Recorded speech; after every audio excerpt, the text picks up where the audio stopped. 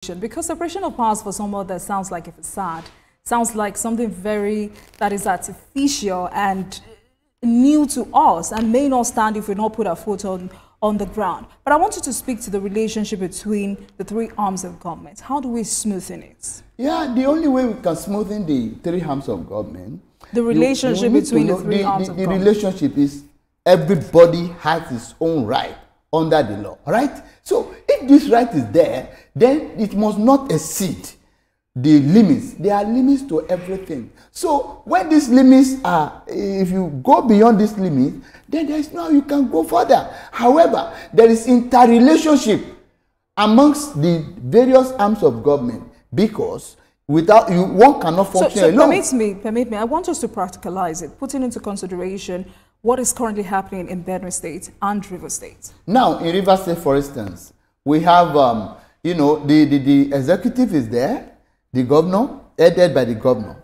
The legislature is there, headed by the Speaker of the House. However, there was a quagmire in the House or in the leadership of the House. There were misunderstandings and some other misgivings and all that. People were saying, oh, they have decamped, they have not decamped. I was one of the people that argued that, no, decamping cannot be by just mere conduct. It can't be verbal. You must go to your word. Oh, I want to decamp to LCP party or ZDP party or Z party.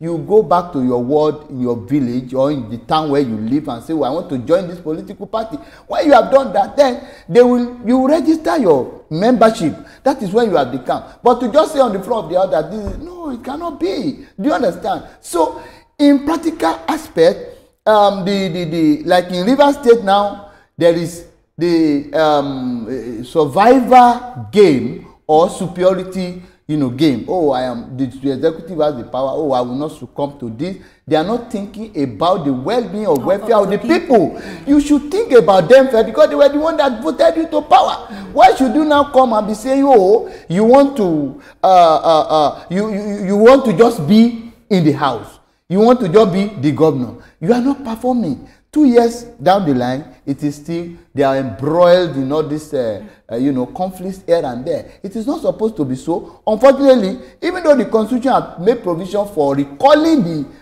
legislators if they are not performing very well, the procedure is too cumbersome.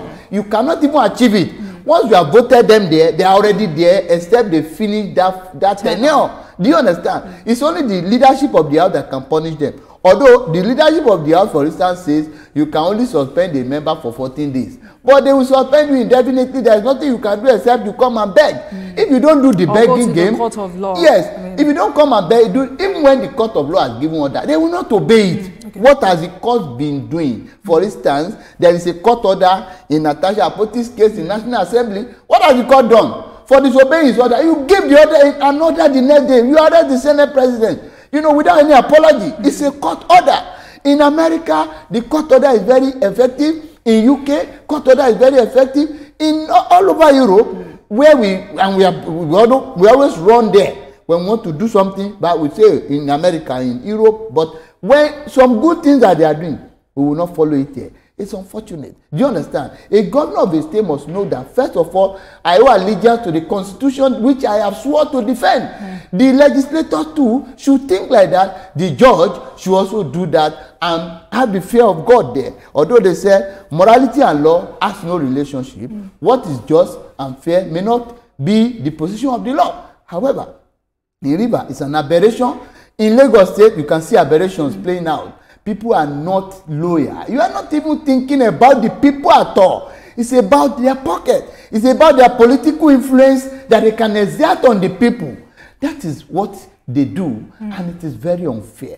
If we are talking about ideal democracy, what is happening in Benue State also, there is a conversation, ongoing conversation about whether or not the governor can remove the sitting judge, state judge. The governor cannot remove a sitting judge. It is not possible under our law. A judge can be removed if you follow the procedure. The office of a judge, they have security of tenure. Once they have been appointed as a judge or as chief judge or whoever, once you are a judge, you cannot just be removed like ordinary civil servant.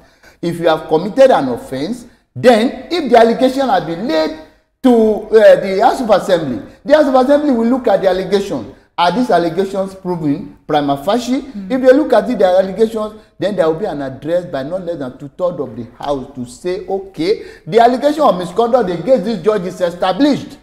And they forward it to the necessary quarters for removal of the judge. But a governor cannot just sit down and say, I'm removing this judge. It will be completely illegal. And it is unacceptable because the Constitution has laid down the ways of removing a judge. And again, enough of all these interests of governors in appointment of judges. A judge, most of the time, we belong to a profession that has ethics and ethos. We follow it. You understand? We have conduct that guides us. You know, you will be a lawyer before you can be a judge. If you are a judge, there are rules.